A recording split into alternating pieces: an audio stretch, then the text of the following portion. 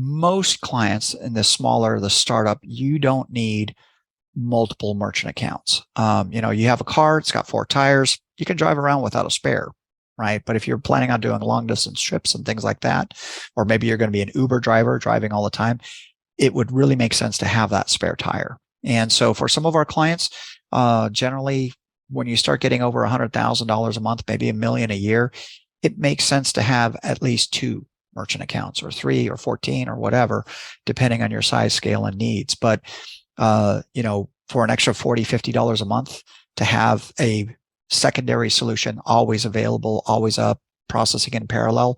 If something happens, a system goes down, you can easily flip a switch and be 100% uptime.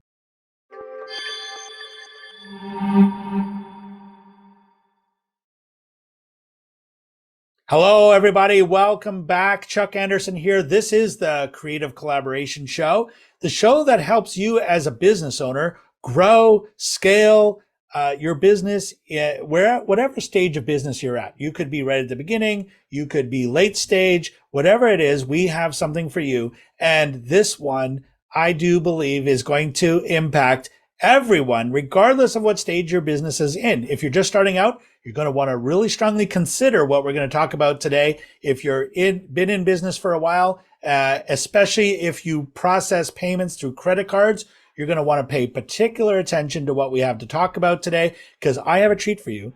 I have here with me the rocket scientists of credit card processing. I have Ray Pasinli with me here today. Ray, welcome to the show. Chuck, thank you so much for giving me an opportunity to share.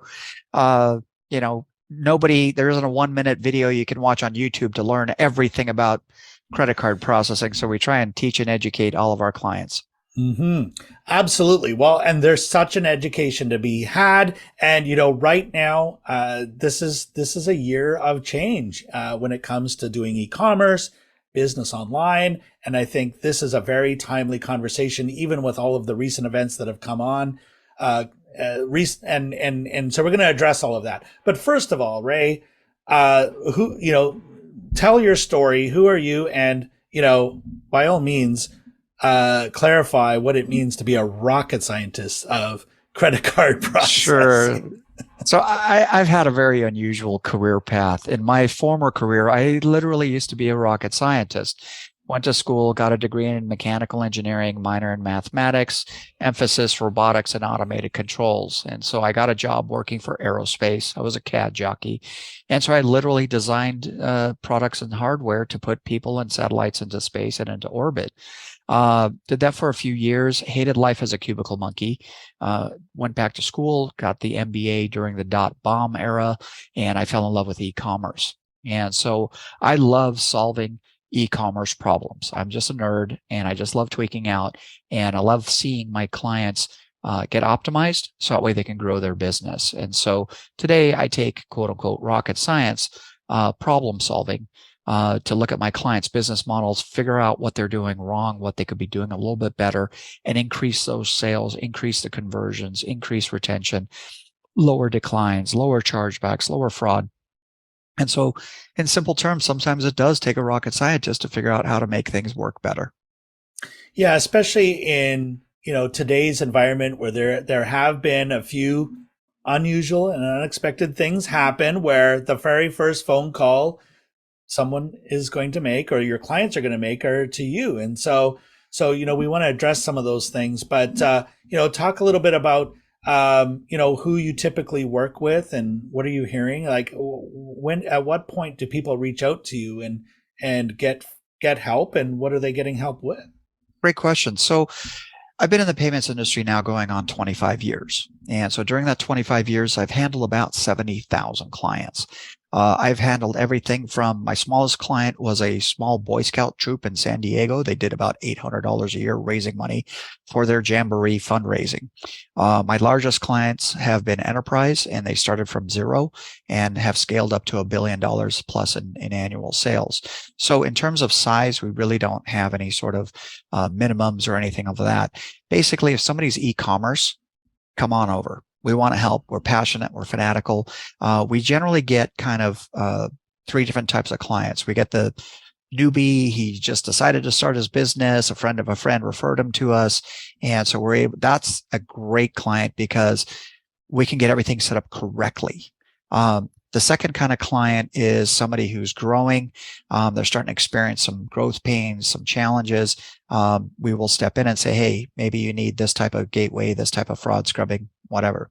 Then we get the guys that lit everything on fire and everything's on fire. And they're like, help, fix this for me. And so we will kind of untangle the mess and say, okay, why don't we replace this? We'll upgrade this. We'll add redundancy over here. So we get clients of every size type. We get every type of business model you could ever imagine. And then for us and our staff, we have a network of about 1,500 vendors. And so if you need a website designer, you need a shopping cart, you need a fulfillment, you need somebody to handle customs or accounting or legal, we've probably got a vendor that we've worked with and can recommend. On the opposite side of it, we have a network of about 30 banking solutions here in the US. So depending on the type of business that you're running, we'll probably find a good home for your specific business model. So it's all about customization and off-the-shelf parts. Amazing. Well, timing couldn't be better, Ray, because this year, we're only in beginning of Q2 of this year now, and so many weird things have happened. First of all, AI kind of came out of nowhere and has changed everything. I know we want to talk about that. And then, and turmoil in the banking world, especially with e-commerce. So, I think it's probably good to address some of those things Sure. and some of the rumors and that, especially, okay, let's say setting up an e-commerce store. We're blessed with so much automation. You set up a store, click this button, you get a merchant account, and you can start charging money, or use PayPal or whatever. That comes with definite downsides if you don't get real credit card processing, depending on the thing. But talk a little bit about what people need to be aware of, and then maybe we can dive deep into some of the issues that have happened this year, because Sure. it could be affecting their decisions or good and bad, taking them in any particular direction. And hopefully we're steering them in a positive direction. So, Sure. So for clients that are just getting started, you kind of have to decide which path to take. You're at a fork in the road. I need payments. The easy, softer way is going to be going through a Stripe, Square, Braintree, PayPal. Those are online, fully automated, and you're pretty much guaranteed to get your logins and be able to start plugging in and processing. The downside of that is that there isn't a lot of customization. There might be limitations in terms of features, and good luck trying to get a hold of a live human being. Path number 2 is to be set up through a traditional merchant account. Those are typically going to come through a big acquiring bank, Bank of America, Wells Fargo. There's about 30 major banks that we connect to. That's much more customizable. It's a lot more flexible. You have opportunity to talk to a live human being, but it's a little bit more tedious in the upfront setup process. So, there isn't one size fits all. So we kind of recommend and offer all of those types of solutions. Likewise, you mentioned AI, Silicon Valley Bank. I mean, you're only seeing the tip of the iceberg. I mean, there's every single day something catastrophic happening on the internet. And, we're sort of at the 100,000-foot view, and we really see everything that's kind of happening in the e-commerce realm. And that allows us to be able to educate, guide, and protect our clients depending on what's happening in the underbelly of the internet. Mm-hmm. So, well, I mean, let's unpack some of those things, because Sure. I mean they're very fresh and very relevant. And let's start with Silicon Valley Bank, because I myself have had conversations with people who are at various stages of doing the business, some startups, some that have been doing it for a while, that believably so, are nervous about, am I protected? Am I at risk? So yeah, I may not have had my money in that bank, and I even found myself Googling Stripe, because I do a lot of processing through Stripe, say, how is this impacting Stripe? And I was relieved to find out that in this particular case, it didn't. But, what do people need to be concerned about? Or maybe we alleviate some of those concerns right here, right now. So the Silicon Valley Bank implosion created a huge ripple effect, right? Most people knew Silicon Valley Bank as a commercial bank. You put your money in the bank, they do lending and financing. What a lot of people didn't know is that they were also fairly heavily involved in the payment side. They had about 10 entities underneath them that brought merchant accounts, and rough ballpark, we think that they had about 100,000 merchant accounts. So if you were doing your payment processing through an entity under Silicon Valley Bank, you literally woke up on Saturday morning going, whoops, my processing is down. Mhm.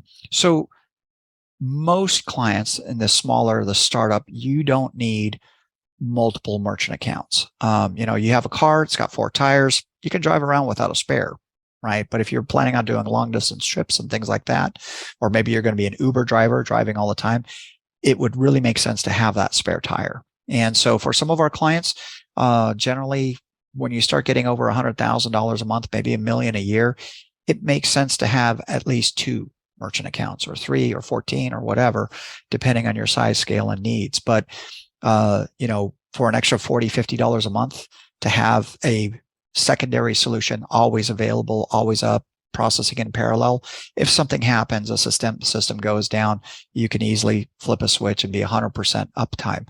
As an example, 3 years ago, there was a major calamity that hit the internet. A major software system provider, they happened to do a system upgrade literally in the middle of Black Friday, took the entire credit card system down, and 1 million merchants were out the door, couldn't process for like 24 hours. So redundancy, backup, failover. When we put something in space, we have triple backup on everything, life support systems and, engines. So those are options that you're going to be able to get. And depending on your needs, it makes sense to have that kind of redundant insurance policy to avoid that kind of cataclysmic ripple effect impacting you. Mm-hmm. Yeah, because it really came out of the blue. And to be honest, I didn't even know. I've used Stripe for so long. I had no idea what their connection, what their relationship, they could have been very well owned by or underneath this bank and could have been affected by it too. I was relieved to find out that they weren't. I Googled that very, very quickly, but it was, yeah.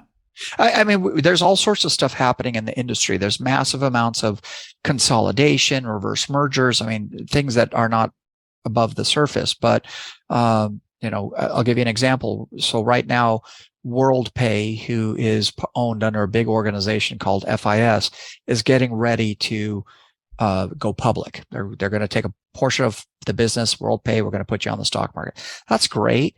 But what we're seeing is this massive exodus of people are quitting and abandoning ship. So if you have your merchant account at that solution, you may not be able to call and get a support person on the phone because everybody's abandoning ship because they're scared about the stock going south and all this kind of stuff. So, having somebody who's kind of in the know that you can just pick up a phone call and say, hey man, what's going on? Do I have to worry about this? Can I sleep good at night? It's nice having that kind of failover available to you. Yeah, I'm sure that was a great comfort to your clients with all of that because it really did. Well, it's actually the opposite. Like I've got clients showing up on my doorstep going, "Help! I need backup. I want redundancy. Get me out of here." So, oh yeah, it really shines light on the situation. Yeah, and now they need help. Right? I mean, Silicon Valley Bank probably had 100,000 clients, so those clients are all going to Google, type in merchant account payment solution alternative, and it all kind of trickles down to a portion of it to us. Mm-hmm. Well, it's kind of like what they say about insurance. You can't buy insurance on the day that you need it. And yeah. So it does make sense, especially if you're super reliant on your credit card processing. If you're doing a lot of volume, you're doing a lot of orders, and you cannot afford for that to go down for even a day, then it does make sense to have some redundancy and. Yeah, I mean, generally a merchant account, an extra merchant account will run about $40-$50 a month. It's a nominal cost. So if you're doing $100,000 a month, is it worth spending $50 a month? Probably. If credit cards are 99% of your revenue source, it's probably worth that kind of money. And they're pretty straightforward and simple to set up. Most of our clients, when they come on board with us, we generally get them 2 or 3 merchant accounts just to set up all of that and configure all of that for them. So uh, it's a smart move to do. So let's talk about platforms a little bit, because we were talking about this a little bit before, our episode. And of course, when we think about e-commerce, two companies come to mind, Amazon and Shopify. I mean, we, of course, there's lots of other solutions. But they got caught up in all of this too. So, and pros and cons to going that route with your e-commerce and your credit card processing. So, yeah, I mean, so a lot of people do the what's cool or what's easy, but neither of those may be ideal, optimal, or best, right? So there's a third one that you didn't mention, which is WordPress, and WordPress is actually bigger than Shopify. Shopify has roughly about 700,000 merchant accounts. We see WooCommerce having 1.2 million merchant accounts and counting. And the growth of Shopify has actually cratered.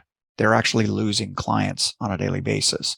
And so if you look at their financials, you look at their pro formas and their projections, they're losing traction. And there's a couple reasons for that. Number one is Shopify, when it first came out, was a real game changer. Oh my God, I get my website, I get my content management, I get a merchant account, I get a gateway. It's all integrated. It works seamlessly. I love it. I can do all sorts of cool stuff without having to be a tech nerd. When it emerged 7 years ago, that was really a game changer technology. The problem is that after they went public, and they're looking at cost cutting, the development of the platform didn't keep up with the times. And so the biggest complaint that we see from clients that are on Shopify is their mobile sales are cratering. And the reason being is that when Shopify was developed 7 years ago, it was 4G. Now we're in 5G. So mobile load times are not fast enough. And, you get a Gen Z hyper twitch, 2-second attention span. If that page doesn't load fast, they abandon the shopping cart. So we've been looking at clients that have moved from Shopify to other alternative solutions, and we're literally seeing a 15 or 18% immediate increase in sales. And so by fixing that one little problem area, we're seeing that clients have been losing 15 to 18% of their sales for months and months because they didn't know. And so those little things can be a real game changer. Well, you increase sales 18%, I can spend more money on advertising. More advertising gets more sales. The sales convert better, so I get more profit. It's really a fun to see the aha moment when we explain these kind of issues to the client that they didn't even know existed. Yeah, I'm glad that you mentioned WooCommerce as well. Makes sense, and we get a lot of buzz around Shopify and that, but WooCommerce is a good solution. Talk a little bit about security because WordPress, and this is we've had clients that have had this issue and they're moving away from WordPress because of some of the security issues. It's constantly updating. There's plugs and patches and all kind of stuff, and it's not impervious to being hacked. I mean, I think a comparison is, your Shopify system is a closed ecosystem, right? They're like the Apple. Everything is internal, everything's internally built, and everything's proprietary, right? Whereas the WordPress / WooCommerce combo is more like the Google store, Android open, anybody can create a widget and stuff like that. So yeah, on a WordPress type system, you're going to have much more maintenance required on it, but the performance that you gain, I think, offsets the maintenance of having somebody once a week update a patch here and there. And most of the patches are automatically updated. From a security standpoint and from a exposure to fraud and all that type of stuff, we have, we set up the fraud discovery, we set up the encryption, we set up tokenization, all of that's included. So even if your entire WordPress system gets hacked, you don't have any sensitive credit card data anywhere in your secure online environment that can be breached. So there's no risk, at least if you're set up correctly, with everything encrypted, tokenized, and off your servers. Yeah, another reason to be connected to or collaborating with someone like yourself, because you deal with this every single day. Yeah. Whereas a lot of e-commerce store owners, I mean, you do the setup. The most involved you ever are as the store owner is in the setup of it. And then once things are running, you're not thinking about these things anymore Well, you shouldn't have until there's to. a problem, right? Well, and that's really the reality, right? So I'll give you an example. Um, we had a lady who got a website, and she's very basic. She's selling some products retail, and on our side, we're monitoring constantly, and we see her transactions skyrocket. I mean, this lady was doing maybe 50 transactions a day. She got like 7,000 transactions in a very short amount of time, and it was very obvious that she was getting hit by an attack. And so we see these types of attacks where, I'm a criminal. I've got a million stolen credit cards, and I'm just going to jam those credit cards into somebody's shopping cart to see if they're reported stolen. Is the credit card number good? Which ones are expired? And I can use your payment ecosystem to validate my stolen credit card data. And so, left to our own devices, this poor lady would have been stuck for, potentially $100,000 in credit card processing fees, gateway fees, transaction fees. I mean, there's a cost for all of this stuff. So we identified it, closed it, locked it down, and fixed the problem for this lady. So, having somebody that's kind of looking over your shoulder, helps people sleep better at night. And you don't know what you don't know. So you might as well have somebody who does know, in your corner. Totally makes sense. Well, it fits well with our theme, which is collaboration, which I'm going to get to in a moment, because I do want to get you to weigh in on collaborations and partnerships. And you're obviously a great guy to collaborate with, especially in this area. It's good to have an expert in your corner. But I want to talk a little bit about AI. I mean, this is something that AI is not new. I mean, Google is AI, okay? And, since the late 90s. But today it's a buzzword. Everyone's talking about it. ChatGPT kind of seemingly came out of nowhere in September, October, maybe November.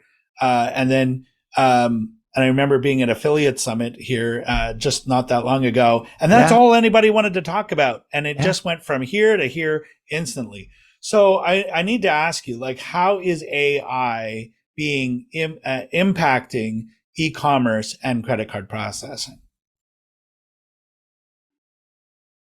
I guess the way to compare it is the Stone Ages versus Star Trek. Like it's unbelievable how much AI is impacting our customers, both good and bad. And I'll kind of give a quick example. We have clients who have some sort of continuity, reoccurring subscription type business model. Hey, welcome to my website. Pay a monthly due to get, the recipe of the month or something, right? When you're reoccurringly billing somebody, you're sending that transaction once a month to that customer's issuing bank. And, 70-80% of the time, you're going to get an approved transaction. Well, we've now isolated and identified that the biggest credit card issuing banks, which is going to be Chase, Capital One, Citi, Wells Fargo, Bank of America, all of them are using AI without you, the merchant, knowing. And so what's happened now is that they look at a reoccurring transaction and they're declining almost all of them. Oh, we don't like reoccurring transactions. That might be a fraudulent charge, and that customer is going to charge back and scream at us saying, "Hey, put the money back on my bank account or credit card." So clients used to be able to get 70-80% of those rebills processed on a monthly basis. Now they're seeing 30%. So imagine more than half of your money vaporized because somebody decided upstream to turn on some AI. So that's a challenge, right? On the flip side, we're seeing AI being used in really creative, positive ways. Any website you go to today, they're going to ask you immediately, can we get a cookie, permission to cookie, right? Well, Apple iOS killed the cookie about 3 years ago. And if you're an internet marketer, you needed that cookie to be able to retarget offers and, hey, buy one, get one free. And it was a really powerful tool for retargeting. Well, now we've got new AI that allows us to kind of have a cookie 2.0, and we can really accurately target customers. And let me give you an example. You have a client who's doing maybe 5,000 transactions a month. The reality is that they're having somewhere around 100,000 customers, potential customers, visit the website and abandon the order. 95% of customers, if not more, abandon the website. So with a little snippet of code, we can retarget that exact customer. And not only that, but the machine learning and the AI gets massive amounts of data. We know it's Sally. She's in Spokane, Washington. She's married, 2 kids, owns a Volvo. Its VIN number is this, the license plate number, and it's white. I mean, like crazy, crazy amounts of data. And the AI decision engine goes, okay, Sally's a low, medium, or high probability customer. So you can spend a few pennies and target that customer and get them to come back and double your sales. So this is really revolutionary stuff, cutting edge, that is going to be a big disruptor. And more importantly, the clients that are able to take advantage of this are going to leapfrog their competition. The guys that are not using it, they're going to be left in the dust.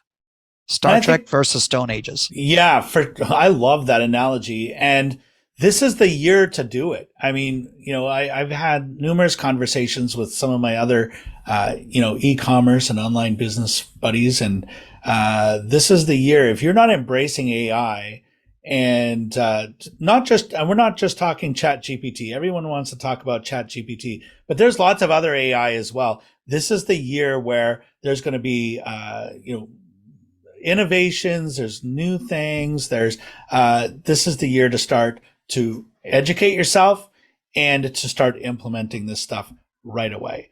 And the piece of this is that most people, they think, chat, artificial intelligence, oh my God, it's super complex.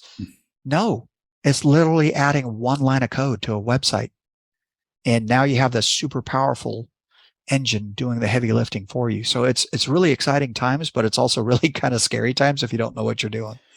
Well, that's it. And we've seen this happen at certain times. I remember, back at, 2008, 2009, Facebook was really new. Social media wasn't really a thing. How is this going to change Google? Everyone was so invested in their top rankings with Google. And how is this going to change everything? And, and there's been a few moments along, since the late 90s when I got started till now, where there's been these benchmark moments that have really changed things. Yeah. Everyone was saying that it was going to be crypto and digital currencies and digital wallets, which still may be a thing. That adoption may be very well coming, but AI is definitely, I think, the focus of this year. For sure. So I wanted to ask you about, like I said, the theme of this show is partnerships and collaborations. One of the reasons I do this is because I want business owners to see you as someone to collaborate with. I think that we've done that. I know that it seems like you would be, if you're doing any sort of credit card processing, or if you're worried about it, or if you have questions about it, Ray is the guy to reach out to. And that's one of the reasons I wanted to have you here, Ray. But also I want to inspire business owners to stop doing everything themselves.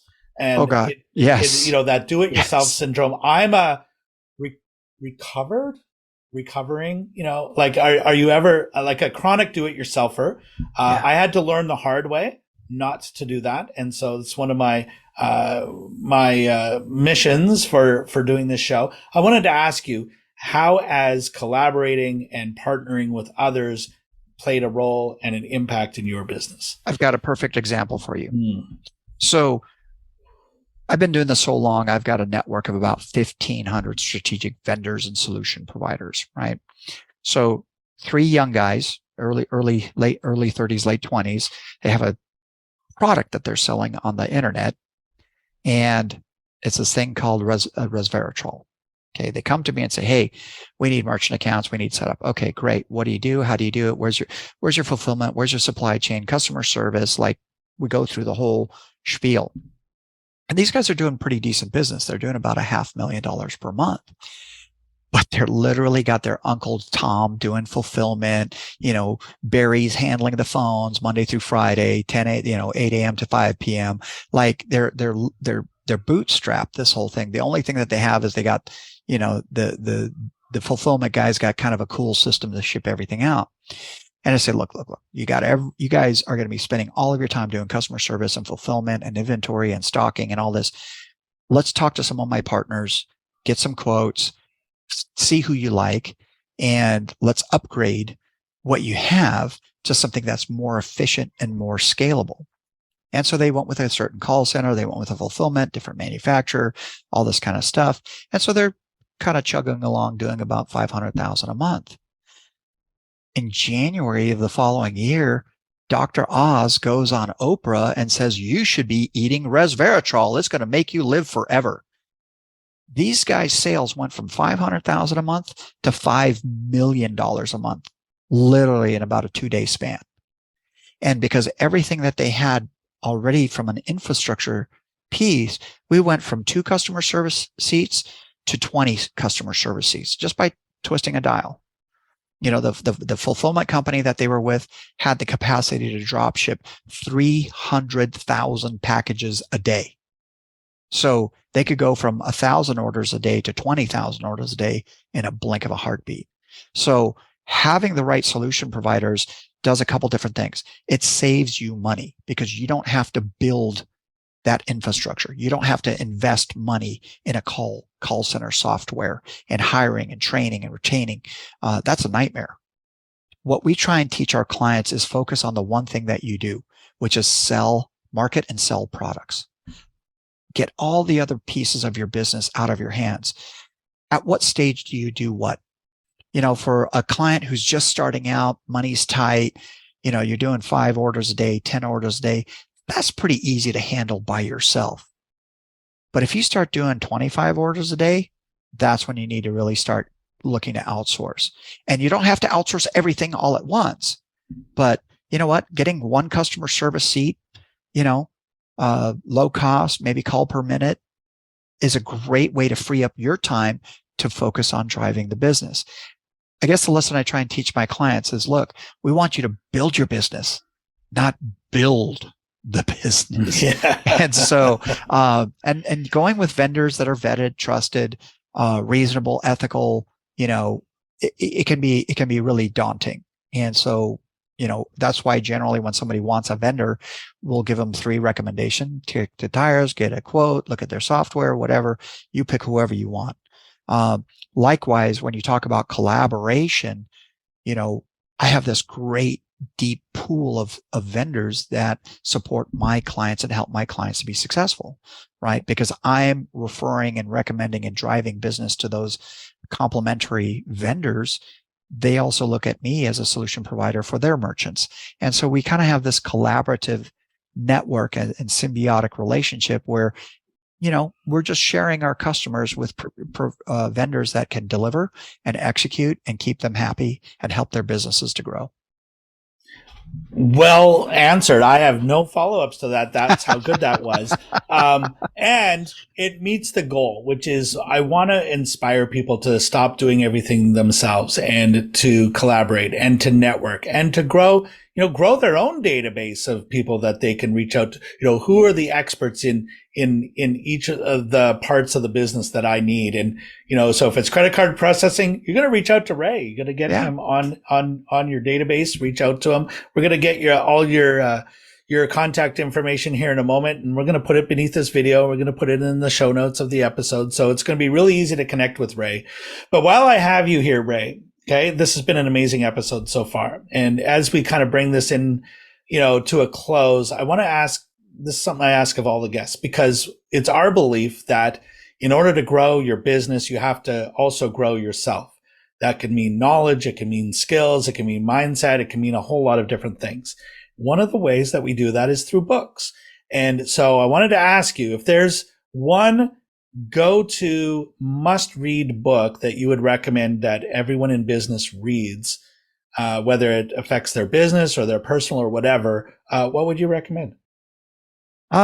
Well, I read a lot of different books and a lot of different stuff, so there's hard to pinpoint one, but there's two books that I found that were really transformative for me as it pertains to business. Um, the first one, really brief read. It's a little red book of selling by a gentleman named Jeffrey Gitomer. You can find it on Amazon for probably $12. You can read it in a couple hours, but it is the manual for somebody who wants to do sales. I think it's the Bible for sales. The most critical thing that you need to learn in order to be a successful business is to manage people. You can't be a successful business if you can't manage people. And I've got an MBA. I teach at college professor level stuff.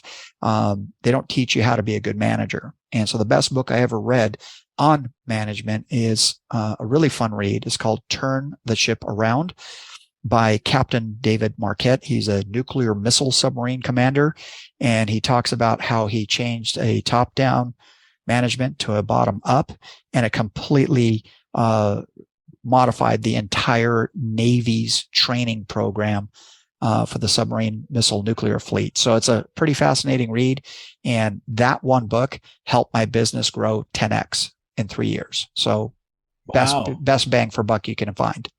Amazing. Well, it's interesting now, as I look back over the number of times I've asked that question in previous guests, just how little duplication there has been. Everyone's got their own answer. A lot of the books I've heard of before, or maybe I've read before, but these two, you got me. I didn't know of either one of them, and they both sound like ones that I should read this month. So thank you for that. And we'll put the links there for everyone else to go and check those out there as well. So Ray, this has been amazing. Thank you. And hopefully we've inspired people to think about their e-commerce, think about their credit card processing, some of the issues, but also not to try to do everything themselves, because it's not necessary. There's help like yourself out there who do this stuff every day. And if people want to connect with you or take the next steps, Ray, where would you lead them? What's the best way to reach you? Obviously I'll put my contact information. Everybody's got my cell phone. So if you got something urgent, just shoot me a text message. I generally respond within the hour. And if not, we'll set up an email and book a call time and do a Zoom time for if we want to get into details. But email, cell phone, I'm 24/7. Awesome. Well, if you're watching this on video, all of that information is right there beneath this video. If you're listening on a podcast, just click into that, whatever podcast listener you're on right now. The show notes there has all of Ray's links and all of that contact information. So again, Ray, thank you so much. And this has been great information. We've traveled a lot of ground today, and I know we've only scratched the surface. God, tip of the iceberg. Exactly. But so thank you for adding so much value to our listeners and everything. And if you were to leave everyone here with just one final piece of advice or words of wisdom, what would you say to them? Get a mentor. Every single business person needs a mentor, because you need somebody to run your ideas by. I can't tell you how many times I've come across somebody like, I've got a great idea. I'm going to sell meatsicles on the internet and I'm going to use telepathy payments, like just really absurd stuff. So if you don't have a mentor, you're going to be stuck with your creative ideas that may not be so good. And so being able to run some ideas and challenge and get challenged on that is going to make you a better, more successful entrepreneur. Well said. Great words to end this episode by. Get a mentor, plain and simple. Yeah. There it is, guys. So Ray, thank you so much for being here. This has been incredible. To our guests, to our listeners, thank you so much for being here as always. I hope that this has been helpful, inspirational for you to do a couple of things. Number one, take your credit card processing seriously. And it's not just set it and forget it here. So, do reach out and get some help. And also stop doing everything yourself in your business, because there's amazing people like Ray here who you can collaborate with, partner with, and get everything that you need for your business. And so if you have a challenge that you're trying to overcome or obstacle that you're trying to get over, reach out. Let's connect you with the person or team or company that can help you to get that out of your way so that you can get on to bigger and better things. Because I know that you have that big world changing idea, that product, that service, that thing you're trying to get out there. So never ever let it stop you.